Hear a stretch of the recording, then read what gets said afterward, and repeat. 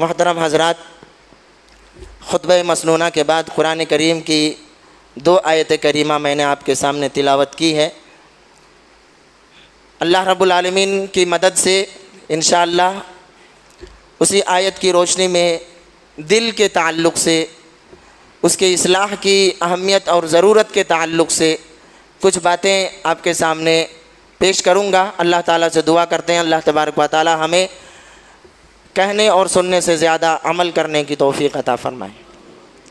محترم حضرات، قلب یعنی دل، انسانی جسم کے اندر جتنے بھی حصے ہیں، جتنے بھی پارٹس ہیں، جتنے بھی اعضاء ہیں، ان تمام اعضاء کا یہ بادشاہ ہے، کنگ ہے، اور اسی کے حکم پر سارے اعمال، حرکات اور سکنات ہوتے ہیں۔ ہاتھ، پیر، زبان، آنکھیں وہی کرتے ہیں جس پر دل کا حکم ہوتا ہے یا جدھر دل کا اشارہ ہوتا ہے۔ اگر یہی جو بادشاہ کی حیثیت رکھتا ہے صالح ہے تو اس کے جتنے بھی کارکنان ہیں، کام کرنے والے ہیں، وہ سب صالح رہیں گے، نیک رہیں گے، صحیح راستے پر رہیں گے۔ اگر یہ بگڑ جائے تو پھر جسم کے سارے اعضاء بگڑ جائیں گے۔ اس کا مطلب یہ ہوا کہ جسم کے سارے اعضاء کا فساد اور اس کی بگاڑ کی بنیاد دل پر ہے۔ دل کے اندر جو نیت ہوتی ہے اسی کے مطابق ہمارے ہاتھ پیر کام کرتے ہیں۔ کبھی کبھی غیر ارادی طور پر بھی کوئی کام ہو جاتا ہے جس پر دل کا اشارہ نہیں ہوتا، دل کا حکم نہیں ہوتا، ہم کچھ کرنے جاتے ہیں اور کچھ ہو جاتا ہے تو وہ غلطی سے ہو جاتا ہے، لیکن سارے کام دل کے اشارے پر ہوتے ہیں۔ اگر دل صحیح ہے تو جسم کا سارا حصہ صحیح رہے گا، دل خراب ہو جائے تو سارا جسم خراب ہو جائے گا۔ اللہ رب العالمین کے نزدیک انسانی جاہ و جلال، عزت و حشمت، مال و دولت، اس کی کوئی اہمیت نہیں ہے۔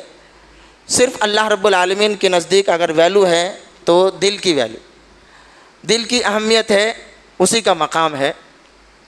اللہ کے نبی صلی اللہ علیہ وسلم نے ایک حدیث کے اندر ارشاد فرمایا کہ الا وان فی الجسد مضغہ، جسم کے اندر گوشت کا ایک لوتھڑا ہے، اگر وہ خراب ہو جائے تو سارا جسم خراب ہو جاتا ہے، اگر وہ صحیح رہے تو سارا جسم صحیح رہتا ہے۔ وہ کیا ہے؟ الا وہی القلب، اور وہ دل ہے۔ اس حدیث کے شروع میں اللہ کے رسول صلی اللہ علیہ وسلم نے اس بات کو بیان کیا کہ حلال بھی واضح ہے اور حرام بھی واضح ہے۔ حلال بھی کلیئر ہے اور حرام بھی کلیئر، سب کو معلوم ہے، لیکن ان دونوں چیزوں کے درمیان کچھ ایسی چیزیں ہیں جو مشتبہ ہیں، جس کے اندر شبہ ہے اور اکثر لوگ اس کو نہیں جانتے۔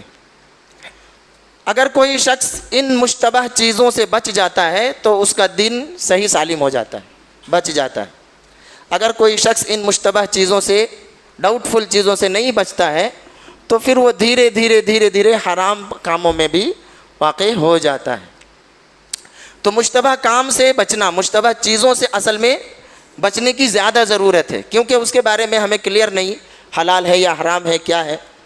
حرام کام سے تو ہر انسان بچ سکتا ہے یہ کہہ کر کے یہ حرام ہے ہم نہیں کریں گے، لیکن مشتبہ چیز کے اندر انسان کو مشکل ہوتا ہے۔ اگر ان چیزوں سے بچ جائے ایک انسان تو پھر حرام کاموں سے بھی وہ بچ سکتا ہے۔ تو مشتبہ امور سے بچنا اور حرام کام سے بچنا کب ممکن ہے؟ اس وقت ممکن ہے جب ہمارا دل صحیح سالم، جب ہمارا دل بچ جائے، دل کے اندر اللہ رب العالمین کا خوف ہو، دل کے اندر ہر وقت یہ خیال رہے کہ اللہ تعالی ہمیں دیکھ رہا ہے، دل کے اندر ہمیشہ یہ ڈر ہو کہ یہ گناہ کریں گے، یہ کام کریں گے، پتہ نہیں کیا ہوگا۔ اگر اس طرح کی کیفیت دل کے اندر ہے تو مشتبہ چیزوں سے ہم بچ سکتے ہیں اور حرام چیزوں سے بھی بچ سکتے ہیں، لیکن دل کے اندر اگر اللہ رب العالمین کا خوف نہیں ہے تو پھر انسان مشتبہ چیزوں میں واقع ہو جائے گا اور پھر دھیرے دھیرے وہ حرام کاموں میں بھی واقع ہو جائے گا۔ اس کا دل بہادر ہو جائے گا، جری ہو جائے گا گناہ کے کاموں میں، پھر اس کو کچھ بھی فرق نہیں پڑے گا۔ اسی لیے اللہ کے رسول صلی اللہ علیہ وسلم فرماتے ہیں کہ لا یستقیم ایمان عبد حتی یستقیم قلبہ، کہ کسی انسان کا ایمان اس وقت تک صحیح نہیں ہو سکتا جب تک کہ اس کا دل صحیح نہ ہو. ولا یستقیم قلبہ حتی یستقیم لسانہ، اور اس کا قلب یعنی دل اس وقت تک صحیح نہیں ہو سکتا جب تک کہ اس کی زبان صحیح نہ ہو.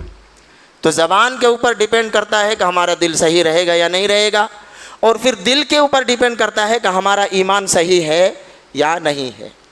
اس کا مطلب یہ ہوا کہ ہمارا جو دل ہے یہ ایک برتن جیسا ہے جس کے اندر کوئی چیز رکھتے ہیں. اب اگر برتن کو صاف نہیں کیا جائے، اس کے اندر کوئی چیز ڈال دی جائے تو وہ چیز گندی ہو جائے گی، اگرچہ وہ چیز کتنا بھی صاف ستھرا ہو. صاف ستھرا پانی ہے، اگر آپ اس کو ایک ایسے گلاس میں ڈالیں گے جس کو صاف نہیں کیا گیا ہے تو وہ پانی بھی گندا ہو جائے گا. لہٰذا اگر دل صحیح سالم ہے تو پھر ہمارا ایمان بھی صحیح سالم ہو جائے گا. اس سے یہ بات معلوم ہوئی کہ ایمان کا جو مکان ہے، ایمان کا جو محل ہے، ایمان کی جو جگہ ہے وہ ہمارا دل ہے.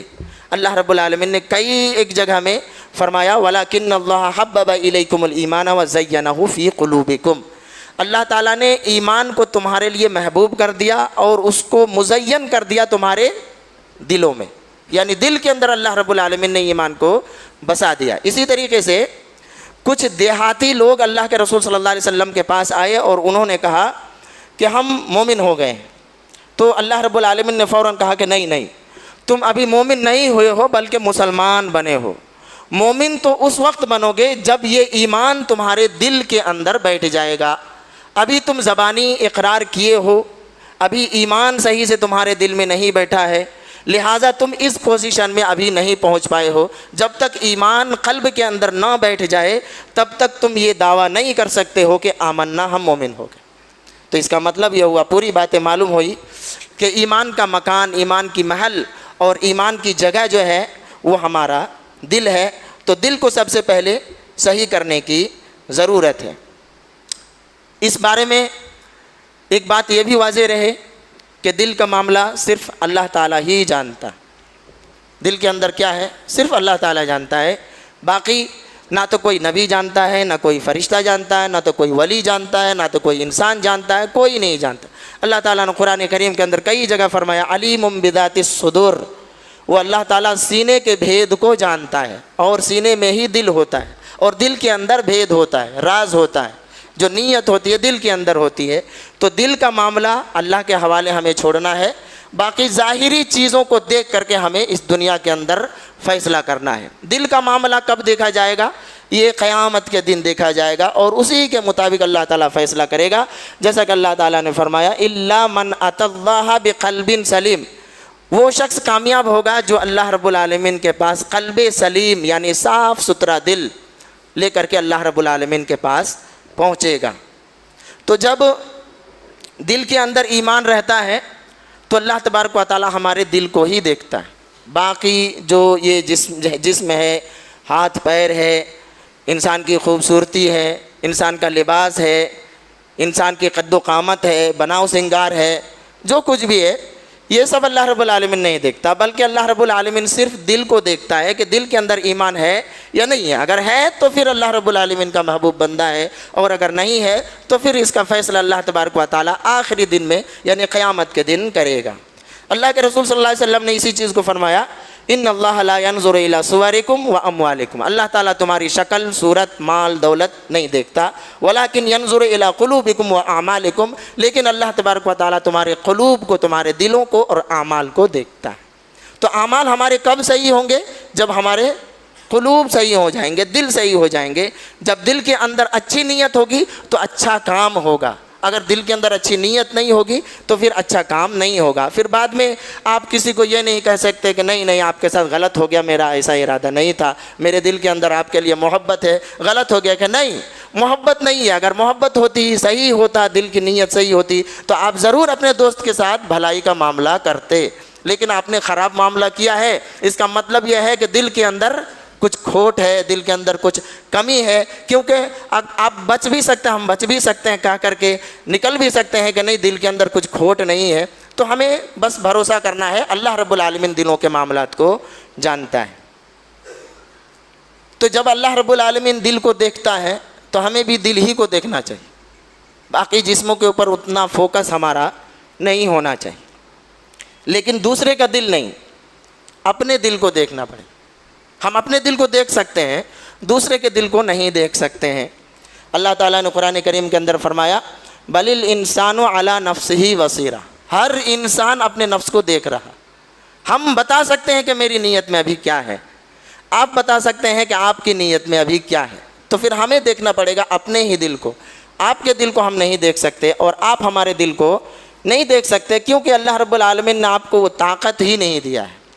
مشکل وہاں شروع ہو جاتا ہے جب ہم اپنے دل کو چھوڑ کر کے دوسرے کے دل میں جھانکنے کی کوشش کرتے ہیں, دیکھنے کی کوشش کرتے ہیں. جب ہم اپنے دلوں کو دیکھیں گے, اپنی نیتوں کو پرکھیں گے, اس کا ٹیسٹ کریں گے, جانچیں گے, تب جا کر کے ہمارے سارے اعمال صحیح ہو جائیں گے.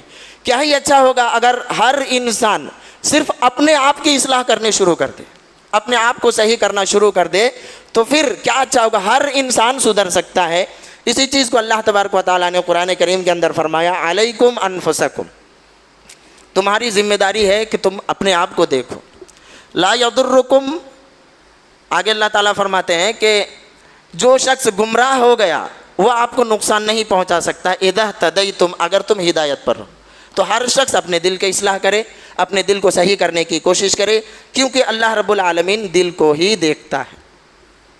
جب اتنا بڑا دل کا مقام ہے, دل ہی کو دیکھتا ہے, تو سارے اعمال قبول ہوتے ہیں یا نہیں ہوتے ہیں, نیکی ملتی ہے یا نہیں ملتی ہے, پوری نیکی ملتی ہے یا آدھی نیکی ملتی ہے یا تھوڑی نیکی ملتی ہے, یہ بھی ڈیپینڈ کرتا ہے ہمارے دل کے اوپر ہی. یعنی دل کا تفاضل سے اعمال کا تفاضل ہوتا ہے. دل کے اندر کمی بیشی ہوتی ہے تو اعمال کے اندر بھی کمی بیشی ہوتی ہے. کئی ساری اس کی مثالیں ہیں. مثال کے طور پر ہم نماز پڑھتے ہیں, آپ بھی نماز پڑھتے ہیں, جتنے مسلمان ہیں اکثر لوگ نماز تو کبھی نہ کبھی پڑھتے ہیں, لیکن سب کو برابر حصہ نہیں ملتا, ثواب نہیں ملتا, اجر نہیں ملتا, سب کو نہیں ملتا.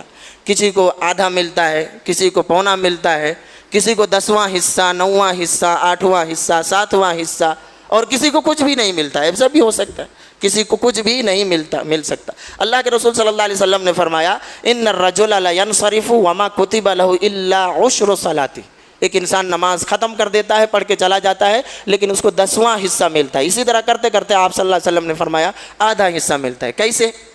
دل کے اوپر ہی اس کی بنیاد ہے. دل ہی پر ڈیپینڈ کرتا ہے کہ آپ کا دل صحیح ہے یا نہیں صحیح ہے. اگر دل کے اندر خشوع خضوع زیادہ ہے تو آپ کو اجر و ثواب اسی حساب سے ملے گا. لیکن اگر خشوع خضوع نہیں ہے, نیت صاف نہیں ہے, آپ نماز یہاں پڑھتے ہیں, آپ کا دل کہیں گھوم رہا ہوتا ہے, تو پھر اسی حساب سے آپ کو جو ہے اجر اور ثواب ملتا ہے. تو دلوں کے تفاضل سے اعمال کا تفاضل ہوتا ہے. اسی طریقے سے قرآن کریم تو اکثر مسلمان پڑھتے رہتے ہیں. پڑھنا چاہیے, صرف طاقوں میں سجانے کے لیے قرآن نہیں ہے, مردوں پر پڑھنے کے لیے یا پڑھ کر کے پھونک مارنے کے لیے, یہ چومنے چاٹنے کے لیے قرآن کریم کو اللہ تعالیٰ نے نازل نہیں کیا ہے. یہ ایک چٹھی ہے, ایک لیٹر ہے, خط ہے اللہ رب العالمین کی طرف سے ہر مسلمان کے لیے. ہر مسلمان کو کوشش بھی کرنا ہے کہ یہ جو چٹھی آئی ہے میرے رب کی طرف سے, میں اسے پڑھ کر کے سمجھوں گا. پہلے کے زمانے میں پڑھائی لکھائی بہت کم تھی, پڑھے لکھے لوگ کم تھے, اتنا انتظام نہیں تھا, تو گاؤں گھر میں ایک ہی ماسٹر جی ہوتے تھے اور شام کو سب لوگ پہنچ جاتے تھے اپنے خطوط کو لے کر کے کہ ماسٹر جی ہمارے بیٹے نے خط بھیجا ہے, تھوڑا پڑھ کر کے سنائیے کیا بھیجا ہے. آج کے زمانے میں ایسا نہیں ہے, ہر انسان پڑھتا ہے, پڑھا لکھا ہے, جانکار ہے, اور دوسری تعلیم کے لیے تو ہم بہت محنت کرتے ہیں. اور یہ جو چٹھی ہے یہ اللہ رب العالمین کی طرف سے ہے, ہر مسلمان کے لیے ضروری ہے, اور بغیر پڑھے اس کا ہم کامیاب بھی نہیں ہو سکتے ہیں. تو ہم کو پڑھنا ہے اور پڑھنا چاہیے. تو قرآن ہم پڑھتے ہیں, آپ بھی پڑھتے ہیں, لیکن اجر اور ثواب آپ کو زیادہ مل سکتا ہے, مجھے کم مل سکتا ہے, برابر کسی کو نہیں ملتا. کوئی صرف زبان سے دہراتا ہے الحمدللہ رب العالمین الرحمن الرحیم مالک یوم الدین, پھر اس کے لیے عربک ٹیکسٹ کی ضرورت نہیں ہے, وہ انگلش میں بھی لکھ سکتا ہے. انگلش میں بھی الحمدللہ رب العالمین لکھ کر, کتنے سارے لوگوں کو میں نے دیکھا پیپر میں سورہ یاسین پڑھ کر رکھا اور بالکل اسپیڈ کے ساتھ, فل اسپیڈ, ایک 4-5 منٹ میں وہ سورہ یاسین پڑھ کر کے نکل جاتے ہیں. تو قرآن اس میں بھی فائدہ ہے. زبانی طور پر اگر آپ صرف تلفظ کریں گے قرآن کا تو فائدہ ہے, کیونکہ شیطان کو آپ کے دل کا حال معلوم نہیں ہے کہ آپ کس حساب سے پڑھ رہے ہیں, تو شیطان بھاگ جائے گا. آپ جب بھی قرآن پڑھیں گے تو شیطان بھاگ جائے گا. لیکن آپ کے دل کے اوپر ڈیپینڈ کرتا ہے کہ آپ اس کو سمجھ کر کے پڑھ رہے ہیں یا صرف آپ اس کا تلفظ کر رہے ہیں. تو جو صرف تلفظ کرتا ہے اس کو اس کا اجر اور ثواب ملے گا، لیکن جو شخص سمجھ کر کے پڑھنے کی کوشش کرتا ہے اس کا الگ اجر اور ثواب ہے، اس کو زیادہ نیکی مل سکتی ہے. کیوں؟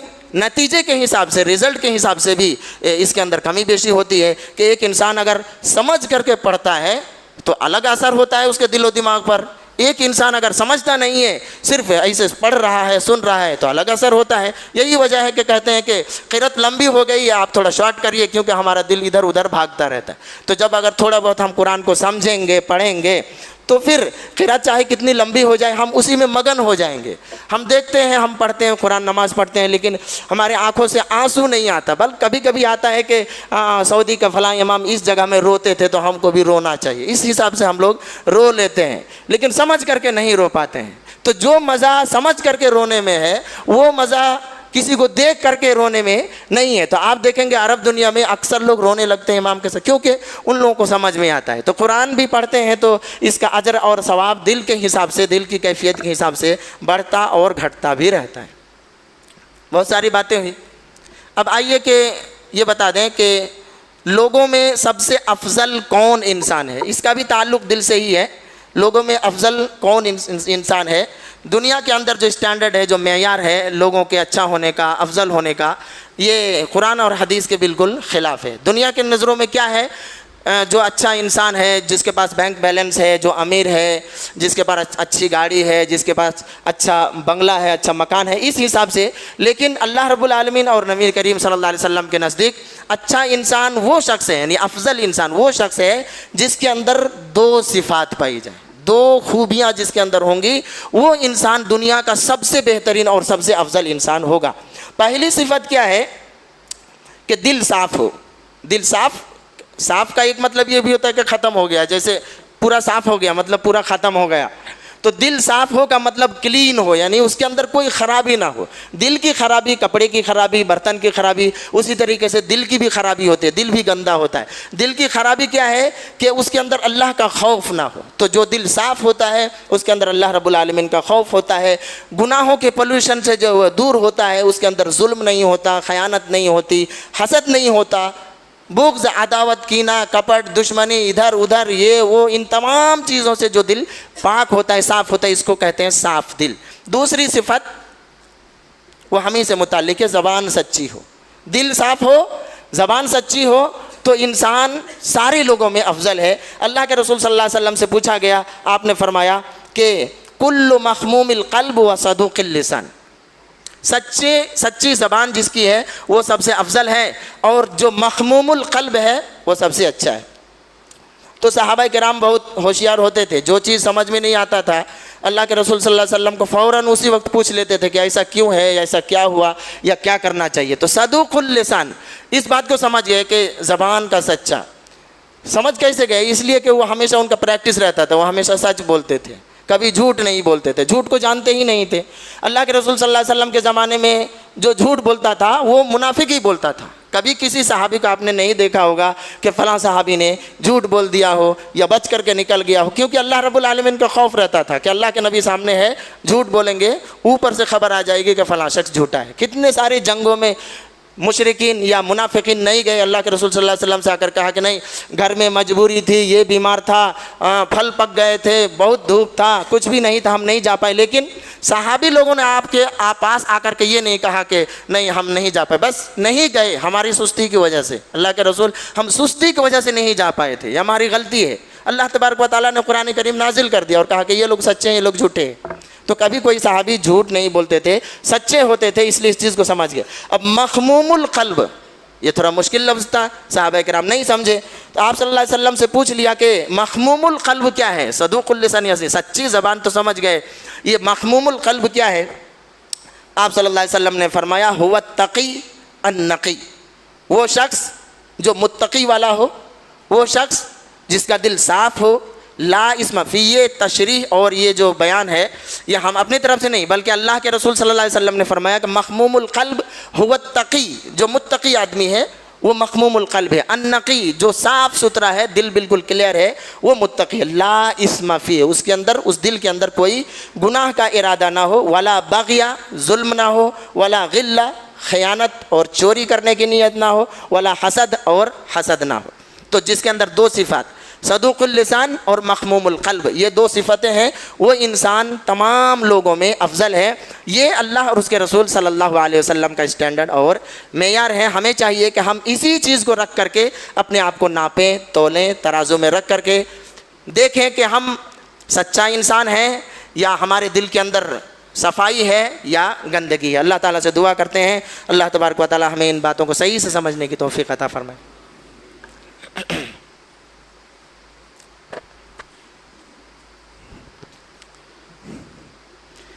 ان الحمد للہ وحدہ والصلاة والسلام علی من لا نبی بعدہ, اما بعد. محترم حضرات, قلب یعنی دل, انسانی ہارٹ کے تعلق سے ہم نے بہت ساری باتیں سنی. ایک آخری بات بیان کرنے کے بعد ہم اپنی بات کو ختم کریں گے کہ لوگوں میں سب سے افضل انسان وہ ہے جو زبان کا سچا ہو اور اس کا دل بالکل صاف ستھرا ہو. دل کو ہمیشہ صاف ستھرا رکھنا چاہیے, کیونکہ آپ دل کے اندر کچھ رکھ کر کے کسی کا کچھ بگاڑ نہیں سکتے. جب تک اللہ رب العالمین کی اجازت نہ ہو تو پھر آپ دل کو خراب کر کے کیوں اپنی عاقبت کو خراب کرتے ہیں. ہمیشہ دل کو اپنے پاک اور صاف رکھنا چاہیے. اب دلوں میں سب سے افضل کون انسان ہے؟ دل کے اندر انسانوں میں افضل انسان وہ جس کے اندر دو صفات ہو. دل کے اندر جو سب سے افضل دل ہے, بہترین دل ہے, اللہ کو محبوب ہے. اللہ کے نبی صلی اللہ علیہ وسلم فرماتے ہیں کہ زمین میں اللہ کے برتن ہیں, برتن جو کھانے پینے کے سامان ہیں, پلیٹ ہے, گلاس وغیرہ, یہ سب ہے, برتن ہیں. وَآنِيَةُ رَبِّكُمْ قُلُوبُ عِبَادِهِ الصَّالِحِينَ, اور تمہارے رب کا جو برتن ہے اس کے نیک بندوں کا دل ہے. اگر ہم نیک بندہ ہیں تو ہمارا جو دل ہے وہ اللہ رب العالمین کا برتن ہے, اور اسی میں اللہ رب العالمین کچھ نہ کچھ خیر ضرور ڈالے گا. وَأَحَبُّهَا إِلَيْهِ أَلْيَنُهَا وَأَرَقُّهَا, اور سب سے محبوب دل وہ دل ہے اللہ رب العالمین کے نزدیک جو رقیق ہو اور لین ہو, یعنی سافٹ ہو, نرم ہو. نرم مزاج آدمی, نرم دل آدمی, پتھر دل آدمی نہیں, نرم دل آدمی, یہ اللہ رب العالمین کو ایسا دل سب سے زیادہ پسند ہے. اب نرمی کا مطلب یہ نہیں کہ ہم ہر کچھ مطلب, نرمی کا مطلب یہ ہے کہ وہی جو ہم نے آپ کے سامنے بیان کیا, اللہ کا خوف ہو, کوئی گندگی نہ ہو, حسد نہ ہو, بغض نہ ہو, عداوت نہ ہو, اور اسی طریقے سے اللہ کی نافرمانی کا ڈر ہو. آپ دیکھ لیجئے, نرم دل کہتے ہیں اور ہمیشہ جو ہے درگاہوں میں پڑے رہتے ہیں. نرم دل کہتے ہیں شرک و بدعات میں کھوئے رہتے ہیں. نرم دل کہتے ہیں اور اللہ کے غیظ و غضب اور اللہ کی غیرت کو للکارتے ہوئے کھلے عام جو ہے شرک کرتے ہیں, دوسرے سے مدد مانگتے ہیں, دوسرے سے اولاد مانگتے ہیں. اپنے سر کو جو اللہ تبارک و تعالیٰ نے اتنا بہترین اور اتنا خوبصورت اور اتنا عزت والا بنایا, ایک مرے ہوئے انسان کے سامنے جو ہے ہم جو ہے اس کو جو ہے ٹیکتے ہیں. تو یہ سب بھی جو ہے نرم دلی کے خلاف ہے کہ اس کے اندر گناہ کے جذبات جو ہے پیدا ہو جائیں. تو اللہ رب العالمین سے دعا کرتے ہیں, یہی باتیں دل کے تعلق سے تھیں, اس کے علاوہ اور بھی بہت ساری باتیں اللہ تعالیٰ سے دعا کرتے ہیں. اللہ تبارک و تعالیٰ ہمیں ان باتوں کو صحیح سے یاد رکھنے, ان پر عمل کرنے کی توفیق عطا فرمائے. محترم حضرات, ایک دعا ہے, ہمارے جو بینگرے کے رہنے والے حمزہ بھائی ہیں, ان کی لڑکی کی طبیعت بہت زیادہ خراب ہے, ڈاکٹروں نے جواب دے دیا. اللہ تعالیٰ سے دعا کریں اللہ تعالیٰ ان کو شفائے کاملہ عاجلہ عطا فرمائے, اللہ تعالیٰ خیر کا فیصلہ فرمائے, اللہ تبارک و تعالیٰ ان کو ان کے گھر والوں کو صبر کرنے کی توفیق عطا فرمائے. اسی طریقے سے بہت سارے لوگ پریشان ہیں, اللہ تعالیٰ ان کی پریشانی کو دور فرمائے. جو لوگ بھی قرض میں ڈوبے ہیں اللہ تعالیٰ ان کے نکلنے کا راستہ پیدا فرمائے. اللہ رب العالمین دنیا کے تمام مسلمانوں کے اوپر رحم فرمائے, غیب سے ان کی مدد فرمائے. جو لوگ بھی کیس میں مشکلات میں پھنسے ہوئے اللہ تبارک و تعالیٰ نکلنے کا راستہ فرمائے. اللہم اعز الاسلام والمسلمین, اللہم اعز الاسلام والمسلمین, اللہم اذل الشرک والمشرکین, اللہم اغفر لنا ولوالدینا ولاخواننا ولاحبابنا ولاجدادنا ولاساتذتنا ولشیوخنا ولاجلائنا ولجميع المسلمین والمسلمات والمؤمنین والمؤمنات الاحیاء منهم والاموات فانك مجیب الدعوات یا قاضی الحاجات برحمتك یا ارحم الراحمین. ربنا آتنا فی الدنیا حسنہ وفی الآخرۃ حسنہ وقنا عذاب النار. آمین آمین یا رب العالمین.